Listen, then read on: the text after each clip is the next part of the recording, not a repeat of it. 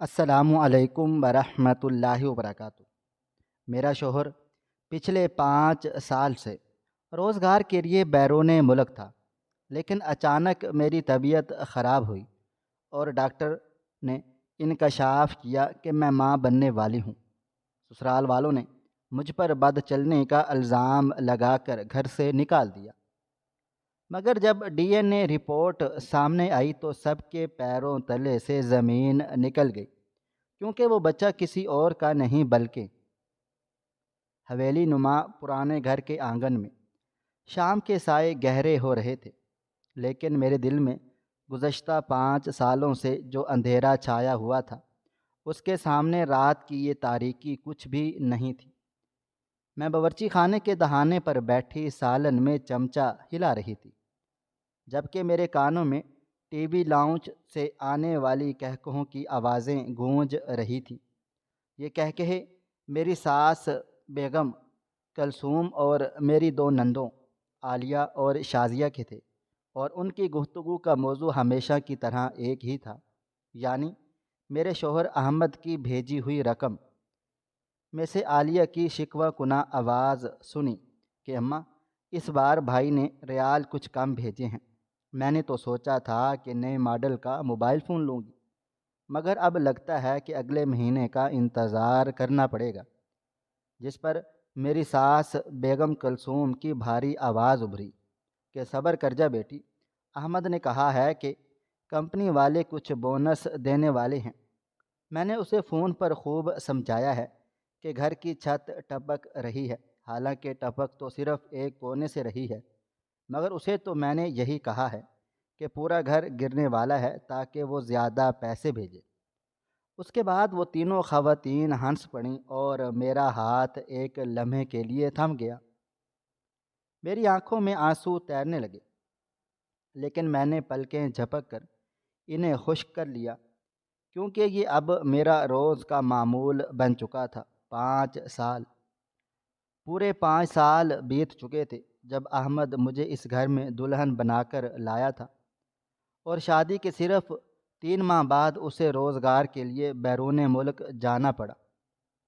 اس وقت حالات واقعی تنگ تھے، لیکن اب حالات تنگ نہیں تھے بلکہ گھر والوں کے دل تنگ ہو چکے تھے۔ احمد ایک بہت بڑی انٹرنیشنل کنسٹرکشن اور سیکیورٹی فرم کے ساتھ ایک ریموٹ آئی لینڈ پر پروجیکٹ پر کام کر رہا تھا، جہاں تنخواہ بہت زیادہ تھی، لیکن شرائط سخت تھی۔ گھر آنے کی چھٹیاں کم تھیں، اور کام کی نوعیت ایسی تھی کہ اکثر مہینوں تک وہ ایسے زون میں رہتا جہاں موبائل سگنلز نہیں ہوتے تھے۔ شروع کے 2 سال تو مجبوری میں گزر گئے، لیکن پچھلے 3 سالوں سے میں دیکھ رہی تھی کہ کیسے میرے سسرال والے احمد کو ایک پیسے والی مشین سمجھ بیٹھے تھے۔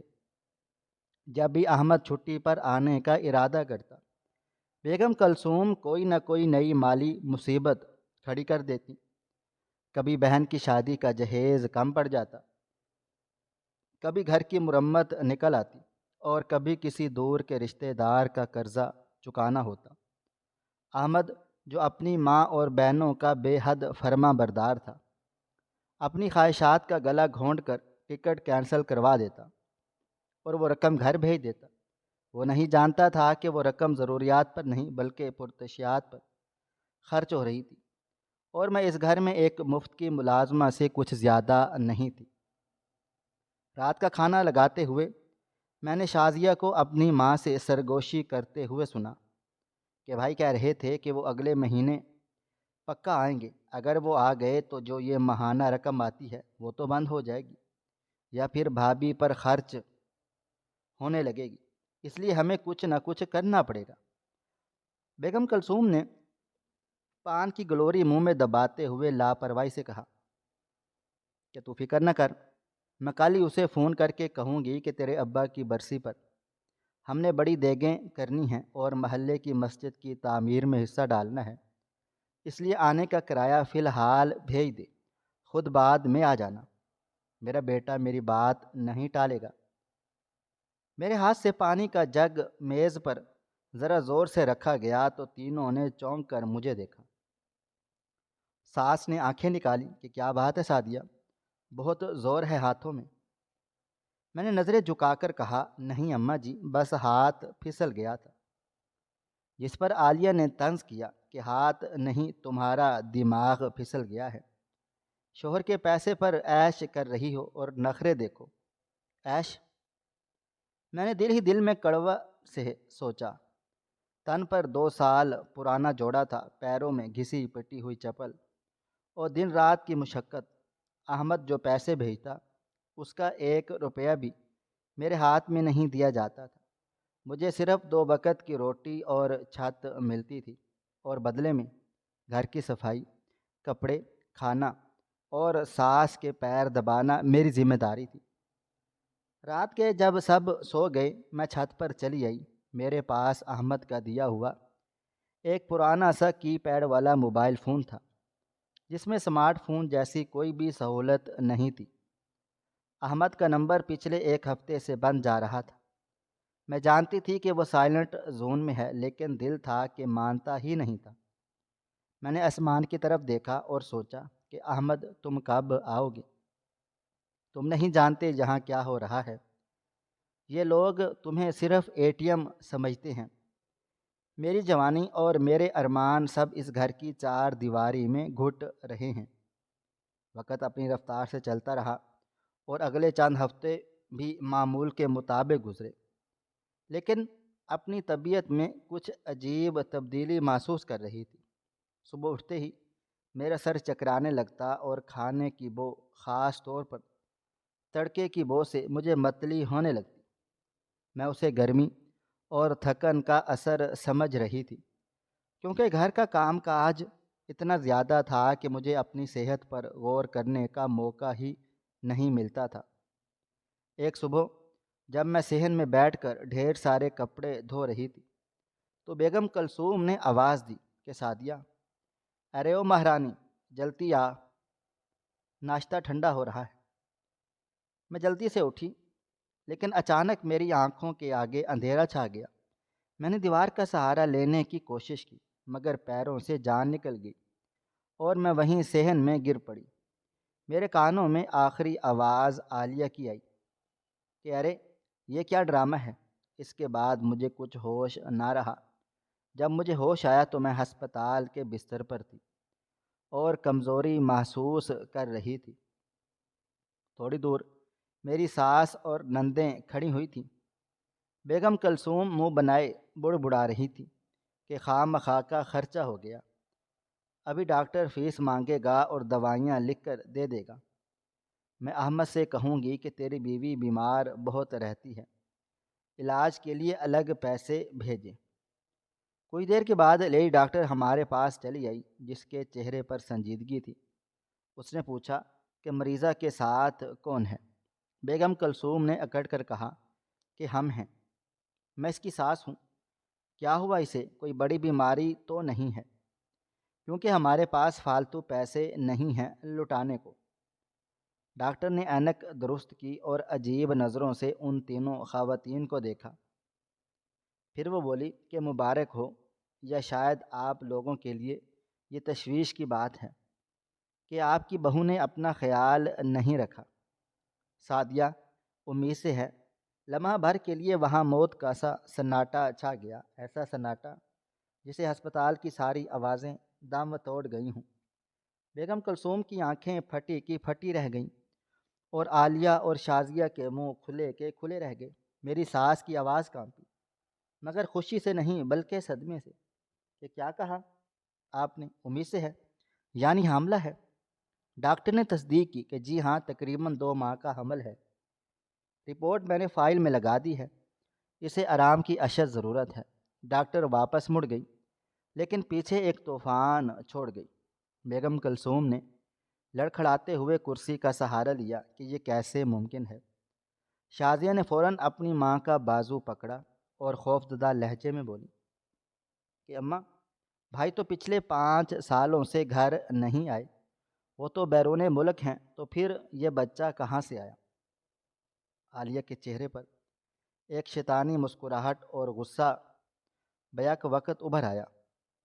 وہ بولی کہ میں تو پہلے ہی کہتی تھی کہ اماں یہ لڑکی شریف نہیں ہے، اس کے لچھن مجھے کبھی پسند نہیں تھے۔ بھائی بیچارہ وہاں خون پسینہ ایک کر رہا ہے اور یہ یہاں گل چھڑے اڑا رہی ہیں۔ میں ہسپتال کے بستر پر لیٹی چھت کو گھور رہی تھی اور ڈاکٹر کے الفاظ میرے دل و دماغ میں گونج رہے تھے۔ مجھے یقین نہیں آ رہا تھا، مگر دل کے کسی کونے میں ایک اطمینان تھا۔ تبھی بیگم کلثوم آندھی اور طوفان کی طرح میرے پاس آئیں۔ اٹھ بے حیا، انہوں نے بازو کو جھنجھوڑا اور اتنی زور سے تھپڑ رسید کیا کہ میرا سر گھوم گیا۔ تو نے ہمارے خاندان کی عزت خاک میں ملا دی، کالا منہ کروا لیا تو نے۔ میں نے گال پر ہاتھ رکھا، میری آنکھوں میں آنسو تھے، مگر میں نے نظریں اٹھا کر کہا کہ آپ مجھ پر تہمت لگا رہی ہیں۔ شازیہ نے زہر بھرے لہجے میں کہا، تہمت کیسی؟ ڈاکٹر کہہ رہی ہے کہ تم پیٹ سے ہو، 2 ماہ کا حمل ہے تمہیں۔ میرے کانوں میں شور مچ گیا، لیکن میں نے پوری قوت جمع کر کے کہا، یہ احمد کا بچہ ہے، میرا یقین کریں یہ انہی کی نشانی ہے۔ عالیہ چلائی کہ بکواس بند کرو، بھائی تو 5 سال سے پاکستان نہیں آئے، پاسپورٹ میں انٹری نہیں، محلے والوں نے دیکھا نہیں، ہم نے دیکھا نہیں، تو کیا وہ جن بن کر آئے تھے؟ کس کا گناہ ہے جو تو میرے بھائی کے سر تھوپنا چاہتی ہے؟ بیگم کلثوم نے فیصلہ کن انداز میں کہا کہ سنو، اب یہ گند اس گھر میں نہیں رہے گا۔ ہم شرافت دار لوگ ہیں، کل کو برادری والے پوچھیں گے کہ شوہر 5 سال سے باہر ہے تو بچہ کہاں سے آیا، تو ہم کیا منہ دکھائیں گے؟ میں نے روتے ہوئے ساس کے پیر پکڑ لیے کہ خدا کے لیے مجھے گھر سے مت نکالیں، میں سچی ہوں۔ مگر بیگم کلثوم نے مجھے لات مار کر پرے کیا اور کہا کہ جہاں سے یہ بچہ لائی ہو وہیں جاؤ، نکل جاؤ میرے گھر سے۔ اب تمہارا فیصلہ برادری کی پنچایت میں ہوگا، اگر تم سچی ہو تو ثابت کرو، ورنہ ہمارے لیے تم مر گئی۔ ہسپتال کے اس ٹھنڈے اور بے رحم وارڈ میں نرس کی آواز میرے کانوں میں گونج رہی تھی کہ آپ کے ساتھ والے کہاں چلے گئے؟ میں نے خالی اور ویران نظروں سے ادھر ادھر دیکھا، وہاں کوئی بھی نہیں تھا۔ وہ کرسیاں جہاں کچھ دیر پہلے میری ساس بیگم کلثوم اور نندیں بیٹھی ہوئی تھیں، اب خالی پڑی مجھے منہ چڑھا رہی تھی۔ وہ مجھے وہاں تنہا چھوڑ کر جا چکی تھی، بالکل اسی طرح جیسے کوئی نکارا سامان کو کوڑے دان کے پاس چھوڑ جاتا ہے۔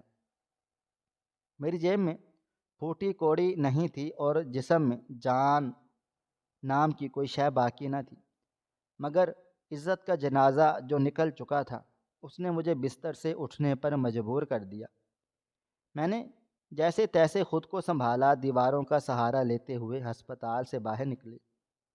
باہر سورج سر پر تھا، مگر میری دنیا میں اندھیرا ہو چکا تھا۔ ایک جاننے والے رکشے نے مجھے پہچان کر انسانیت کے ناطے گھر تک چھوڑنے کی حامی بھر لی، ورنہ شاید میں سڑک پر ہی دم توڑ دیتی۔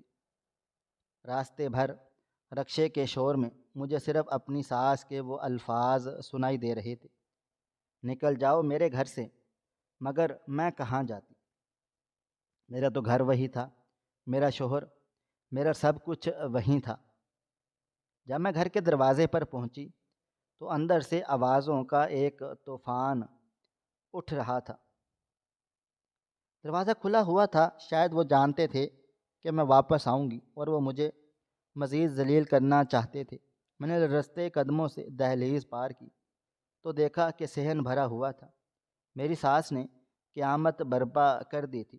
انہوں نے صرف محلے والوں کو ہی نہیں بلکہ میری بوڑھی ماں اور بیمار باپ کو اور برادری کے دیگر بزرگوں کو بھی فون کر کے بلا لیا تھا۔ مجھے دیکھتے ہی سب کی نگاہیں مجھ پر جم گئیں۔ ان نگاہوں میں ہمدردی نہیں تھی بلکہ سوال تھے، نفرت تھی اور حقارت تھی۔ بیگم کلثوم صحن کے بیچوں بیچ کھڑی تھی، ان کا چہرہ غصے سے تمتما رہا تھا اور ہاتھ میں موبائل فون تھا، جیسے وہ ابھی ابھی سب کو میرے کرتوت سنا کر فارغ ہوئی ہوں۔ مجھے دیکھتے ہی وہ دھاڑی آ گئی بے شرم، دیکھو اسے کیسی معصوم بن کر آ رہی ہے، جیسے کچھ کیا ہی نہ ہو۔ ارے میں تو اسے وہیں چھوڑ آئی تھی کہ یہ اپنے یاروں کے پاس چلی جائے گی، مگر اس کی ڈھیٹ ہڈی دیکھو، پھر یہی منہ اٹھا کر آ گئی ہے۔ میری ماں جو ایک کونے میں سہمی ہوئی بیٹھی تھی، مجھے دیکھتے ہی رو پڑی۔ وہ دوڑ کر میرے پاس آئیں اور مجھے گلے سے لگا لیا۔ ان کے آنسو میرے کندھے بھگو رہے تھے۔ سعدیہ، یہ میں کیا سن رہی ہوں بیٹی؟ تیری ساس کیا کہہ رہی ہے؟ میری ماں کی آواز ٹوٹی ہوئی تھی۔ خدا کے لیے سچ بتا دے، یہ سب جھوٹ ہے نا؟ میں نے ماں کے چہرے کو ہاتھوں میں لیا، وہ چہرہ جو ہمیشہ کے لیے میرے لیے فخر سے اٹھتا تھا، آج شرمندگی سے جھکا ہوا تھا۔ اماں، یہ سب جھوٹ نہیں ہے، میں امید سے ہوں۔ میرے اتنا کہتے ہی صحن میں ایک شور مچ گیا، لوگوں نے کانوں کو ہاتھ لگا لیے۔ مگر اماں، یہ بچہ احمد کا ہے، خدا کی قسم یہ احمد کا ہے۔ میری بات پر عالیہ نے زوردار کہکا لگایا۔ دیکھا دیکھا آپ سب نے کتنا بڑا جھوٹ بول رہی ہے یہ۔ ارے احمد تو 5 سال سے پاکستان کی مٹی پر قدم نہیں رکھا، یہ بچہ ہوا سے پیدا ہو گیا کیا؟ برادری کے ایک بزرگ نے کھانستے ہوئے کہا، بیٹی جھوٹ کے پاؤں تو نہیں ہوتے، اگر احمد آیا ہوتا تو کسی نے تو دیکھا ہوتا، محلے میں، رشتہ داروں میں کسی کو تو خبر ہوتی۔ یہ کیسے ممکن ہے شوہر آئے اور کسی کو پتہ نہ چلے؟ تم گناہ کار بیٹی ہو تو اقرار کر لو، شاید اللہ تعالیٰ معاف کر دے، مگر یہ بہتان مت لگاؤ۔ مجھے لگا میرا دم گھٹ جائے گا، میں چیخ چیخ کر کہنا چاہتی تھی کہ وہ آیا تھا، وہ 2 راتوں کے لیے آیا تھا، اس نے مجھے قسم دی تھی کہ کسی کو نہیں بتانا، کیونکہ اسے تمہاری لالچی طبیعت کا ڈر تھا، مگر میری زبان پر احمد کی دی ہوئی قسم کا تالا پڑا تھا۔ میں نے روتے ہوئے کہا، آپ لوگ احمد سے پوچھ لیں، انہیں فون کریں، وہ آپ کو سچ بتا دیں گے۔ بیگم کلثوم نے فوراً اپنا فون نکالا اور سپیکر آن کر دیا۔ ہاں ہاں، ابھی دودھ کا دودھ اور پانی کا پانی کیے دیتے ہیں، میں بھی ملاتی ہوں اپنے بیٹے کو، تاکہ وہ بھی سن لے کہ اس کی پیٹھ پیچھے اس کی بیوی کیا گل کھلا رہی ہے۔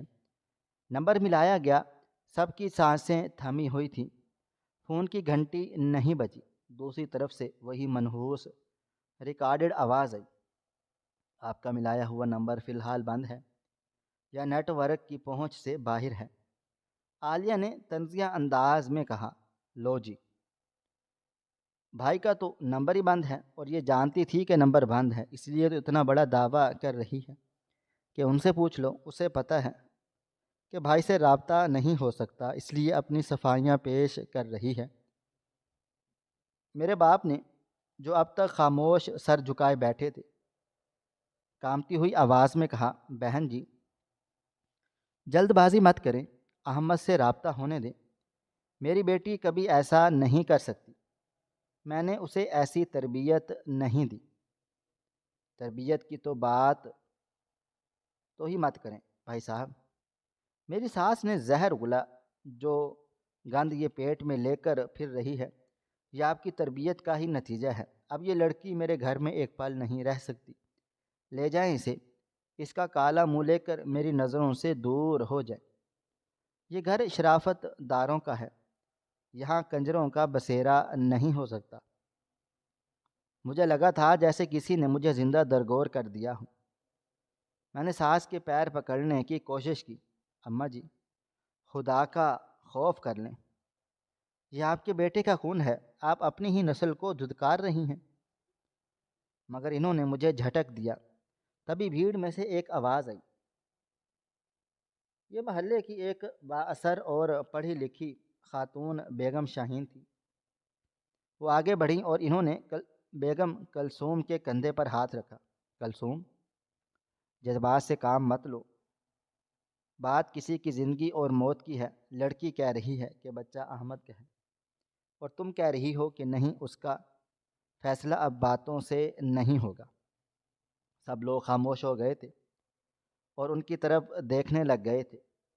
سائنس نے بہت ترقی کر لی ہے، ڈی این اے ٹیسٹ کرواؤ، اگر یہ بچی سچی ہے تو رپورٹ میں احمد کا نام آ جائے گا، اور اگر یہ جھوٹی ہوئی تو… وہ رک گئی اور میری طرف دیکھا۔ تو پھر جو سزا تم چاہو اسے دے دینا۔ ڈی این اے کا نام سنتے ہی میری ساس اور نندوں کے چہروں پر ایک رنگ آیا اور ایک گیا۔ شازیہ فوراً سے بولی، ہاں ہاں یہ ٹھیک ہے، ابھی پتہ چل جائے گا کہ یہ کس کا گناہ پیٹ میں چھپائے پھر رہی ہے۔ مجھے اس تجویز میں اپنی زندگی کی واحد امید کی کرن نظر آئی تھی۔ میں نے فوراً سے حامی بھر لی، میں تیار ہوں، ابھی لے چلیں مجھے، میں ہر امتحان دینے کو تیار ہوں۔ اسی وقت فیصلہ ہوا، محلے کی 2 معتبر عورتوں کو میرے ساتھ ہسپتال بھیجنے کا انتظام کیا گیا۔ میری ساس نے صاف کہہ دیا کہ وہ ہسپتال نہیں جائے گی کیونکہ اسے مجھ سے گھن آتی ہے۔ میں نے ان 2 عورتوں کے ساتھ دوبارہ اسی ہسپتال کی طرف روانہ ہوئی جہاں سے کچھ دیر پہلے ذلیل ہو کر نکلی تھی۔ وہاں ڈاکٹرز کو ساری صورتحال بتائی گئی تو وہ بھی حیران و پریشان ہوئے، مگر ٹیسٹ کے لیے فوراً سے تیار ہو گئے تھے۔ جب نرس میرے بازو سے خون نکال رہی تھی تو مجھے لگا کہ وہ میرا خون نہیں بلکہ میری روح نچوڑ رہی ہے۔ میری آنکھوں سے آنسو جاری تھے مگر میں خاموش تھی۔ ان عورتوں کی نظریں مجھ پر ایسے گڑی ہوئی تھیں جیسے وہ کسی مجرم کی نگرانی کر رہی ہوں۔ سیمپل دے دیا گیا تھا۔ ڈاکٹر نے کہا تھا کہ رپورٹ 3 دن کے بعد مل جائے گی۔ 3 دن! یہ 3 دن میرے لیے 3 صدیوں کے برابر تھے۔ جب ہم ہسپتال سے واپس آئے تو شام ہو چکی تھی۔ میں نے اپنے گھر سسرال میں داخل ہونے کی کوشش کی تو بیگم کلثوم دروازے پر کھڑی ہو گئی۔ خبردار جو قدم اندر رکھا، جب تک وہ کاغذ کا ٹکڑا نہیں آ جاتا جو یہ ثابت کرے کہ یہ گند میرے بیٹے کا ہے، تب تک تم اس گھر میں نہیں آ سکتی۔ جاؤ اپنے ماں باپ کے گھر، اگر سچی نکلی تو میں خود لینے آؤں گی، اور ہاں اگر جھوٹی نکلی تو وہیں زہر کھا لینا۔ دروازہ میرے منہ پر زور سے بند کر دیا گیا تھا۔ میں وہاں کھڑی روتی رہ گئی۔ پھر میرے بوڑھے باپ نے میرا ہاتھ تھاما، ان کے ہاتھ برف کی مانند ٹھنڈے تھے۔ چل بیٹی، ہمارا گھر چھوٹا ہے مگر اتنا بھی تنگ نہیں کہ تجھے پناہ نہ دے سکیں۔ میں اپنے ماں باپ کے ساتھ ان کے گھر پر آ گئی۔ وہ 3 دن، وہ 3 راتیں میں نے کیسے گزارے یہ صرف میرا اللہ جانتا ہے۔ محلے میں خبر آگ کی طرح پھیل چکی تھی کہ میں کھڑکی کے پاس کھڑی ہوتی ہوں تو باہر سے گزرنے والے لوگ مجھے انگلیوں سے اشارے کر کے دکھاتے کہ کوئی کہتا دیکھو وہ ہے جس کا شوہر 5 سال سے باہر ہے اور یہ حاملہ ہو گئی۔ کوئی کہتا توبہ توبہ، قیامت کی نشانیاں ہیں، عورتوں سے حیا ختم ہو گئی ہے۔ میری ماں سارا دن مصلے پر بیٹھی روتی رہتی۔ میرے باپ نے ان 3 دنوں میں ایک نوالہ بھی نہیں کھایا۔ وہ بس خلاؤں میں گھورتے رہتے۔ گھر میں ایک ایسی خاموشی تھی جیسے کوئی میت پڑی ہو۔ مجھے اپنے ماں باپ کی حالت دیکھ کر خود پر غصہ آتا تھا، کاش میں مر جاتی۔ لیکن پھر مجھے اپنے پیٹ میں پلنے والے بچے کا خیال آتا۔ احمد کی نشانی میرا یقین تھی۔ میں جانتی تھی کہ میں پاک ہوں، لیکن یہ دنیا صرف کاغذ کے ٹکڑوں کو مانتی ہے۔ راتوں کو مجھے خوفناک خواب آتے، کبھی لگتا کہ رپورٹ بدل گئی ہے، کبھی لگتا کہ احمد نے مجھے پہچاننے سے انکار کر دیا ہے۔ شیطان میرے وسوسوں کو ہوا دیتا، کیا پتہ لیب والوں سے غلطی ہو جائے، کیا پتہ ٹیسٹ غلط ہو جائے۔ میں ہڑبڑا کر اٹھ جاتی اور تہجد میں اللہ تعالیٰ کے سامنے سجدے میں گر جاتی۔ یا اللہ، تو تو جانتا ہے نا، تو تو گواہ ہے اس رات کا، میری لاج رکھ لے۔ اگر یہ رپورٹ میرے خلاف آئی تو میرے ماں باپ جیتے جی مر جائیں گے۔ میری نندوں کے فون محلے والوں کے ذریعے آ رہے تھے۔ وہ پہلے سے ہی جشن کی تیاریاں کر رہی تھی کہ مجھے کیسے ہمیشہ ہمیشہ کے لیے رسوا کرنا ہے۔ وہ کہہ رہی تھیں کہ رپورٹ تو بس ایک رسمی کارروائی ہے، حقیقت تو سب لوگ جانتے ہیں۔ ہر گزرتا لمحہ میرے گلے کا پھندا سخت کر رہا تھا۔ میرے ماں باپ مجھ سے کچھ نہیں پوچھتے تھے، لیکن ان کی خاموش آنکھیں سوال کرتی تھیں، بیٹی کیا واقعی ہم سر اٹھا کر چل سکیں گے؟ میں نے ان کی نظروں کا سامنا نہیں کر پاتی تھی، بس سر ہلا دیتی تھی کہ ہاں بھروسہ رکھیں۔ آخر کار فیصلے کا دن آ گیا۔ تیسری دن کی صبح سورج نکلا تو اس کی کرنوں کی تپش نہیں تھی بلکہ چبھن تھی۔ بیگم شہین محلے کی خاتون اور وہ دو عورتیں مجھے لینے آ گئیں۔ میرے والدین بھی ساتھ تھے۔ ہم سب میرے سسرال جہاں پہنچے وہاں پہلے ہی ایک مجمع لگا ہوا تھا۔ صحن میں کرسیاں لگی ہوئی تھیں۔ خاندان کے بڑے، محلے کے معززین اور میری ساس، نندیں سب موجود تھیں۔ مجھے دیکھتے ہی ایک عجیب سی سرگوشی شروع ہوئی۔ آ گئی ہو؟ دیکھو کیسے بے شرمی سے کھڑی ہیں۔ میں نے سر جھکا لیا۔ مجھے بیچ میں بٹھایا گیا۔ میری ساس نے حقارت سے میری طرف دیکھا اور بولی، آج اس ڈرامے کا آخری قسط ہے، ابھی رپورٹ آ جائے گی اور پھر میں اسے دھکے دے کر نکالوں گی۔ کچھ ہی دیر میں ہسپتال سے کورئر والا آیا۔ اس کے ہاتھ میں ایک بہت بڑے سائز کا بھورا لفافہ تھا۔ سب کی نظریں اس لفافے پر گڑ گئیں۔ ماحول میں ایسا سناٹا چھایا ہوا تھا کہ رسوائی گرنے کا کام بھی سنائی دیتی تھی کہ کورئر والے نے لفافہ پنچایت کے سربراہ چودھری صاحب کے حوالے کیا۔ چودھری صاحب نے اینک لگائی، لفافے کو الٹ پھلٹ کر دیکھا۔ میری سانسیں رک گئیں، دل کی دھڑکن اتنی تیز ہو گئی کہ مجھے لگا کہ میرا سینہ پھٹ جائے گا۔ میرے والد نے اپنی آنکھیں بند کر لیں اور زیر لب کچھ پڑھنے لگے۔ میری ماں نے میرا ہاتھ اتنی زور سے کھینچا ہوا تھا کہ میرے زخموں سے ناخن ان کی جلد میں چبھ رہے تھے۔ چودھری صاحب نے آہستہ آہستہ لفافہ کھولا۔ کاغذ کی سڑسڑاہٹ کی آواز نے سب کے دلوں کو دہلا کر رکھ دیا۔ انہوں نے رپورٹ نکالی، اس پر لکھی ہوئی انگریزی کی تحریر کو غور سے دیکھا، پڑھا۔ 1 منٹ، 2 منٹ وہ خاموش رہے۔ ان کے چہرے کے تاثرات کچھ عجیب سے تھے۔ بیگم کلثوم سے رہا نہ گیا۔ وہ آگے بڑھیں۔ چودھری صاحب بتائیں نا کیا لکھا ہے؟ کس کا پاپ ہے یہ؟ کس غیر مرد کا نام آیا ہے؟ چودھری صاحب نے سر اٹھایا اور ایک گہری نظر میری ساس پر ڈالی، پھر میری طرف دیکھا۔ ان کی آنکھوں میں ایک عجیب سی حیرت اور بے یقینی تھی۔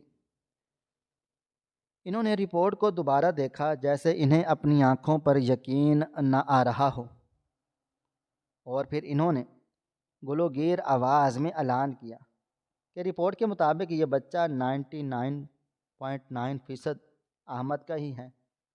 ڈی این اے میچ کر گیا ہے۔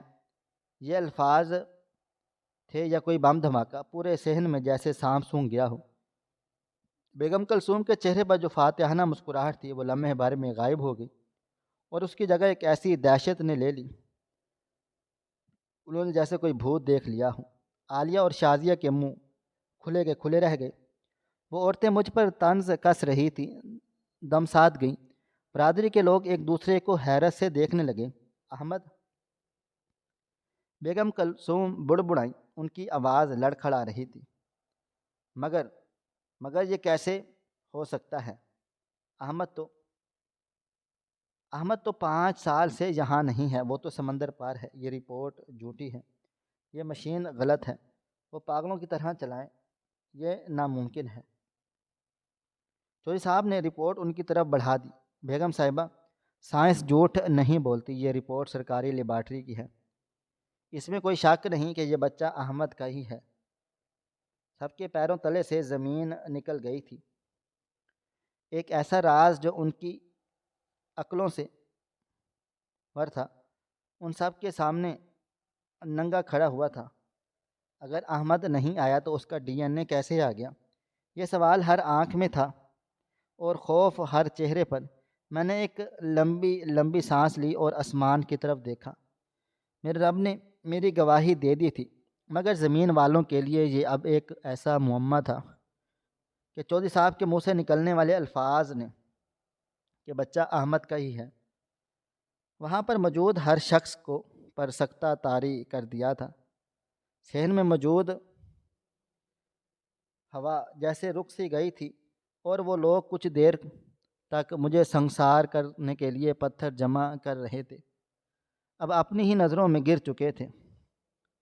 میری ساس بیگم کلثوم کا چہرہ فک ہو چکا تھا اور وہ دوبارہ رپورٹ کو ایسے دیکھ رہی تھی جیسے اس میں لکھی تحریر بدل جائے گی، اور وہ ہذیانی کیفیت میں بڑبڑانے لگیں کہ یہ کیسے ہو سکتا ہے، یہ کوئی کالا جادو ہے یا پھر لیبارٹری والوں سے کوئی غلطی ہوئی ہے، کیونکہ میرا بیٹا تو یہاں تھا ہی نہیں، تو یہ بچہ کہاں سے آ گیا۔ لیکن اب ان کی باتوں میں وہ کاٹ اور وہ زہر نہیں تھا، بلکہ ایک بار ہار جانے والے جوارے کی بوکھلاہٹ سی تھی۔ میرے والد صاحب جو اب تک سر جھکائے مجرموں کی طرح بیٹھے تھے، اچانک ان میں ایک نئی جان آ گئی۔ انہوں نے آگے بڑھ کر چودھری صاحب کے ہاتھ سے رپورٹ لی اور اسے اپنے سینے سے لگا لیا، جیسے وہ کاغذ کا ٹکڑا نہیں بلکہ میری زندگی کا پروانہ ہو۔ انہوں نے میری ساس کی طرف دیکھ کر گرجدار آواز میں کہا، بیگم صاحبہ اب بس کر دیں، اللہ تعالیٰ نے میری بیٹی کی پاکیزگی کی گواہی دے دی ہے، اب اگر کسی نے اس پر انگلی اٹھائی تو میں اس کی زبان کھینچ لوں گا۔ ابھی یہ بحث چل ہی رہی تھی کہ اچانک میری ساس کے ہاتھ میں پکڑے موبائل فون کی گھنٹی بجی۔ سکرین پر احمد کا نام جگمگا رہا تھا۔ سب کی نظریں فون پر جم گئی۔ یہ وہی لمحہ تھا جس کا انتظار تھا، مگر اب یہ لمحہ سب کے لیے خوف کا باعث بن چکا تھا۔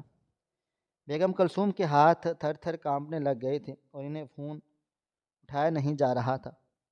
چودھری صاحب نے اشارہ کیا تو انہوں نے لرزتے ہاتھوں سے کال ریسیو کر لی اور سپیکر آن کر دیا، اور دوسری طرف سے احمد کی بھاری اور تھکی ہوئی آواز آئی، ہیلو اماں، کیسی ہیں آپ؟ میں پچھلے 10 دنوں سے سگنلز کی پہنچ سے دور ایک آئی لینڈ پر پھنسا ہوا تھا۔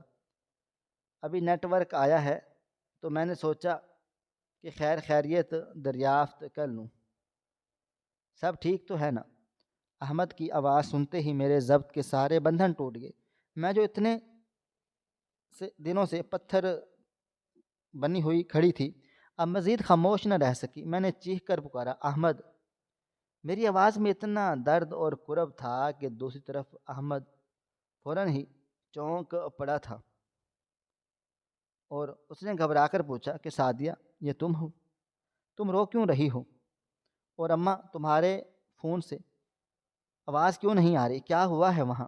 بیگم کلثوم کی زبان تالو سے چپک گئی اور ان کے پاس بولنے کے کوئی لفظ نہیں تھا۔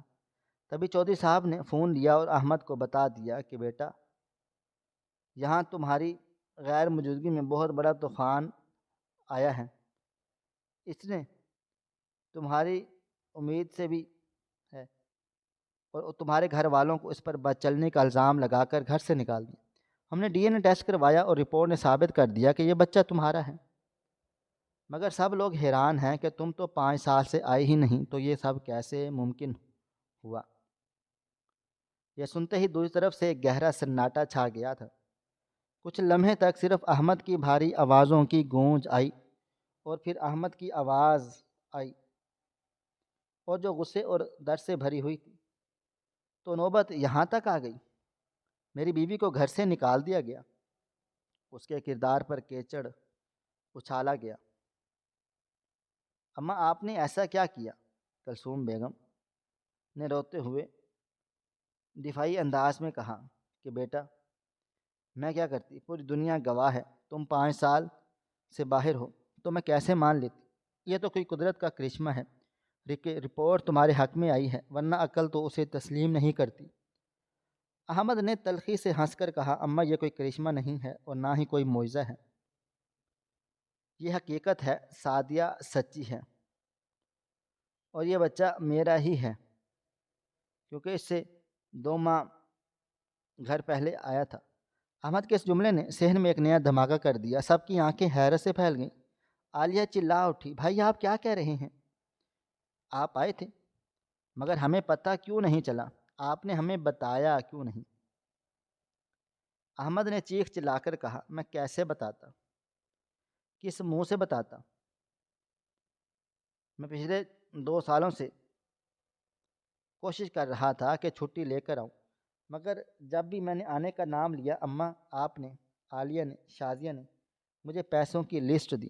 ہر بار کہا کہ ابھی مت آؤ، ابھی بہن کا جہیز بنانا ہے، ابھی گھر پکا کرنا ہے، ابھی قرض اتارنے ہیں، پیسے بھیج دو، خود بعد میں آ جانا۔ مجھے محسوس ہونے لگا تھا کہ میں آپ لوگوں کے لیے بیٹا یا بھائی نہیں ہوں، صرف ایک ATM مشین ہوں جس کا کام صرف نوٹ اگلنا ہے۔ آپ لوگ میری ذات کو سے، میری خوشی سے کوئی سفر نہیں کرتا، آپ کو صرف میرے ریال اور ڈالر اچھے لگتے تھے۔ واضح بڑھائی تھی احمد، وہ رو رہا تھا۔ 2 ماہ پہلے مجھے کمپنی نے ایک ایمرجنسی اسائنمنٹ پر دبئی بھیجا تھا، میرے پاس صرف 2 دن تھے۔ میرا دل تڑپ رہا تھا کہ میں اپنوں سے ملوں۔ میں نے آپ کو فون کیا، اماں یاد ہے؟ میں نے کہا تھا کہ میں آ سکتا ہوں، تو آپ نے کیا کہا تھا؟ آپ نے کہا تھا کہ 2 دن کے لیے آؤ گے تو ٹکٹ کا خرچہ ضائع ہوگا، وہ پیسے بھیج دو تاکہ شازیہ کے سسرال عید بھی جا سکے۔ اس دن میرا دل مر گیا تھا، میں نے سوچ لیا تھا کہ میں آؤں گا مگر آپ لوگوں کو نہیں ملوں گا۔ میں دیکھنا چاہتا تھا کہ کیا اس گھر میں کیا ایسا کوئی بھی ہے، کون ہے جو میرے پیسوں کا ذکر نہیں کرتا، جو میرا انتظار کر رہا ہے۔ اس لیے میں چوروں کی طرح رات کے اندھیرے میں ہی اپنے گھر چلا آیا۔ میرے پاس پچھلے دروازے کی چابی تھی۔ میں سیدھا اپنے کمرے میں گیا جہاں دولت سعدیہ میرا انتظار کر رہی تھی۔ میں نے اسے ہر قسم دی تھی کہ وہ آپ کو کچھ بھی نہ بتائے، کیونکہ اگر میں آپ لوگوں کو پتہ چلتا کہ میں آیا ہوا ہوں اور پیسے نہیں لایا تو آپ لوگ مجھے وہاں بھی سکون کا سانس نہ لینے دیتے اور سعدیہ کا جینا حرام کر دیتے۔ میں 2 راتیں وہیں رہا۔ دن میں چھپ جاتا تھا اور رات کو اندھیرے میں اپنے گھر میں ہی سائے کی طرح گھومتا رہتا۔ میں نے اپنی آنکھوں سے دیکھا اور کانوں سے سنا کہ آپ لوگ ڈرائنگ روم میں بیٹھ کر میری کمائی کا حساب کتاب لگا رہے تھے اور خوش ہو رہے تھے کہ میں نہیں آیا تو خرچہ بچ گیا۔ اس لیے میں چپ چاپ واپس چلا گیا تھا۔ مجھے نہیں پتہ تھا کہ قدرت مجھے یوں بھی بے نقاب کر دے گی اور میری بیوی کو اتنی بڑی آزمائش سے گزرنا پڑے گا۔ احمد کی باتیں سن کر بیگم کلثوم زمین میں گڑ گئی تھی۔ ان کا سر شرم سے جھک گیا تھا۔ عالیہ اور شازیہ ایک دوسرے سے نظریں چرا رہی تھی۔ محلے والے اور برادری کے لوگ جو تماشا دیکھنے آئے ہوئے تھے اب ان عورتوں کو لعنت ملامت بھری نظروں سے دیکھ رہے تھے۔ سعدیہ کی سچائی سورج کی طرح روشن ہو چکی تھی اور لالچ کا اندھیرا جھٹ چکا تھا۔ احمد نے مزید کہا، سعدیہ مجھے معاف کر دو کہ میں نے تمہیں بہت زیادہ دکھ دیے ہیں۔ میں وہاں سگنل پر نہ ہونے کی وجہ سے پھنس گیا تھا، ورنہ میں تمہیں کب کا بتا دیتا۔ مجھے خبر نہیں تھی یہ لوگ تمہارے ساتھ ایسا سلوک کریں گے۔ خیر اب بہت ہو گیا، میں نے فیصلہ کر لیا ہے۔ اماں آپ کو اب پیسے میرے ملیں گے مگر میرا وجود نہیں۔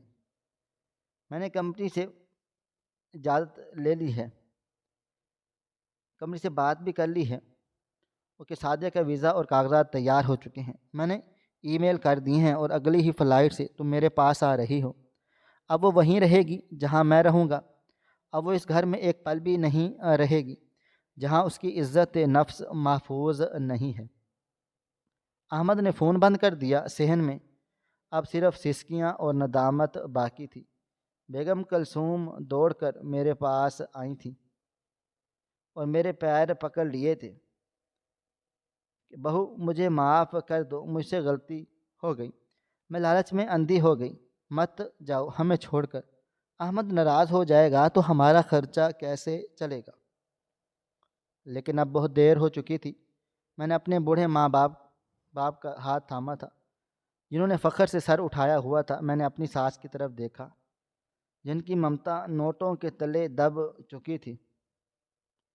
میں نے نرمی سے مگر مضبوطی سے کہا، اماں جی، احمد نے سچ کہا تھا کہ آپ کو بیٹا نہیں چاہیے، آپ کو ایک کمائی پوت چاہیے۔ میں نے آپ کی بہت خدمت کی یہ سوچ کر کہ آپ میرے شوہر کی ماں ہیں، مگر آپ نے کبھی بیٹی نہیں سمجھا۔ آج میری جب پاکیزگی پر داغ لگا تو سب سے پہلے آپ تھی۔ اب میں جا رہی ہوں اپنے اصل گھر، اپنے شوہر کے پاس۔ میں نے اپنی چادر درست کی اور اس گھر سے باہر نکل آئی جس کی دیواروں میں میرا دم گھوٹ رہا تھا، اور میرے بچے میرے پیچھے پیچھے میری ساس اور نندوں کے رونے کی آوازیں آ رہی تھیں، مگر وہ آنسو اب بے معنی تھے۔ میں جانتی تھی کہ آگے کی زندگی آسان نہیں ہوگی، مگر مجھے یہ سکون تھا کہ اب میں اس شخص کے ساتھ ہوں گی جو مجھ پر یقین رکھتا ہے، اور میری گود میں پلنے والا بچہ ایک روشن مستقبل کی نوید ہے۔ سچائی کی جیت ہو چکی تھی اور جھوٹ اپنے ہی گھر میں رسوا ہو کر رہ گیا تھا۔ ناظرین، آپ کو ہماری آج کی کہانی کیسی لگی؟ کمنٹ باکس میں اپنی رائے کا اظہار ضرور کریں۔ مزید اس طرح کی سبق آموز کہانیاں سننے کے لیے ہماری ویڈیوز کو لائک کریں، شیئر کریں، اور ہمارے چینل ایس ایف سٹوریز کو ضرور سبسکرائب کر لیں۔ ملتے ہیں کل ایک نئی اور دلچسپ کہانی کے ساتھ، تب تک اپنا ڈھیر سارا خیال رکھیے گا۔ اللہ حافظ۔